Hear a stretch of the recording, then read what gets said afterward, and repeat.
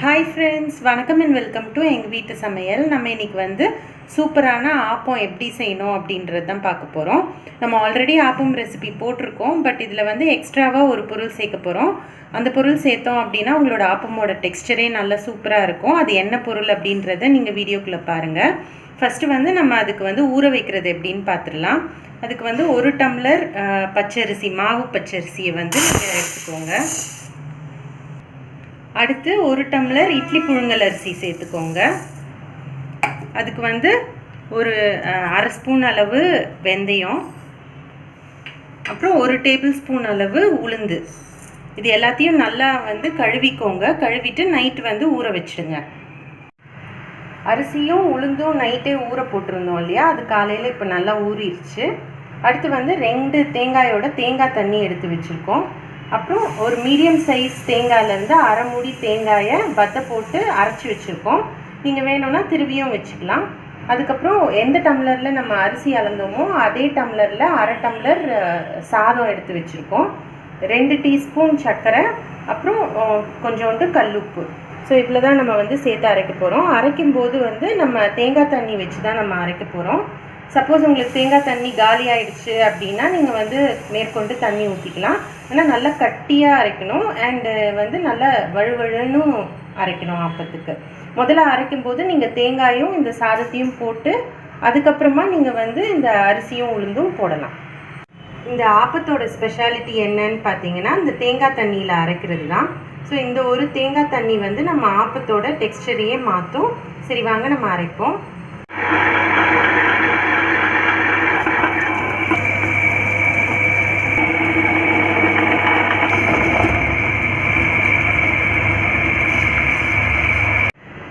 அரிசி வந்து நல்லா ஆட்டி முடிகிற டைம் வந்து நீங்கள் வந்து சர்க்கரையும் உப்பும் போட்டு ஆட்டிட்டு இறக்கிடுங்க.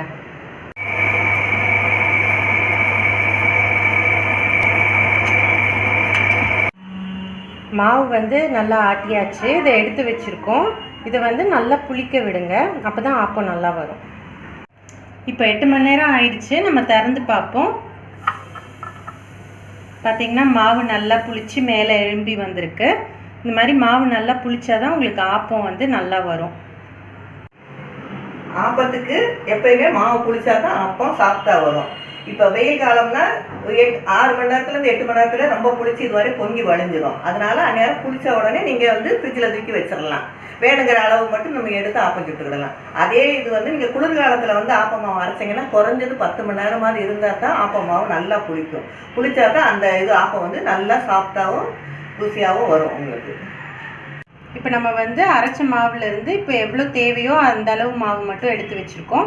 எப்பயும் நீங்கள் வந்து யூஸ் பண்ணும்போதும் அந்த மாதிரி தேவைக்கு ஏற்ற அளவு மட்டும் எடுத்து வச்சுட்டு மிச்சத்தை நீங்கள் ஃப்ரிட்ஜில் வச்சுக்கலாம். அப்பப்போ நம்ம எடுத்து நம்ம ஆப்ப சோடா மிக்ஸ் பண்ணி சுட்டோன்னா அதான் டேஸ்டியாக இருக்கும். இப்போ வந்து ஒரு குட்டி ஸ்பூனில் ஒரு 1/4 ஸ்பூன் மட்டும் நம்ம ஆப்ப சோடா எடுத்துருக்கோம். பேக்கிங் சோடான்னு சொல்லுவாங்க. இதை ஒரு கரண்டியில் போட்டுட்டு நீங்கள் தண்ணியில் மிக்ஸ் பண்ணிக்கோங்க. அப்போ தான் ஈவனாக மிக்ஸ் ஆகும். இதை வந்து நம்ம வச்சுருக்க அந்த ஆப்பமாவோட கலந்துக்கோங்க. ஸோ நம்மளோட ஆப்பமாவோட கன்சிஸ்டன்சி எப்படி இருக்கணும் அப்படின்னா, ஆட்டும் போது இப்போ கரண்டி பார்த்துருப்பீங்க இல்லையா, நல்லா திக்காக இருக்கணும். ஆனால் நம்ம தண்ணி போட்டு கலக்கும்போது இது வந்து தோசை மாவுக்கும் அடுத்த கன்சிஸ்டன்சியில் இருக்கணும். அந்த அளவுக்கு நீங்கள் மிக்ஸ் பண்ணிக்கோங்க. இப்போ நம்ம தண்ணி போட்டு கலக்கிறோம். இதுக்கு பதில் தேங்காய் பால் போட்டும் நம்ம வந்து மிக்ஸ் பண்ணிக்கலாம். அதுவும் வேறு டேஸ்ட்டாக இருக்கும். இப்போ இந்த கன்சிஸ்டன்சியை செக் பண்ணிக்கோங்க. இது வந்து தோசை மாவுக்கும் அடுத்து ஸ்டேஜில் இருக்குது. இப்போ நம்ம ஆப்பம் ஊற்றுவோம்.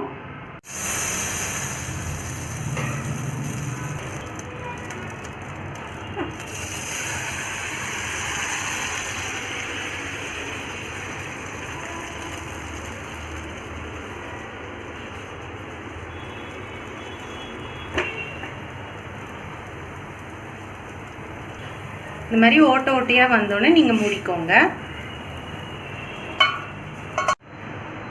ஆப்பம் வெந்துருச்சான்னு பார்ப்போம்.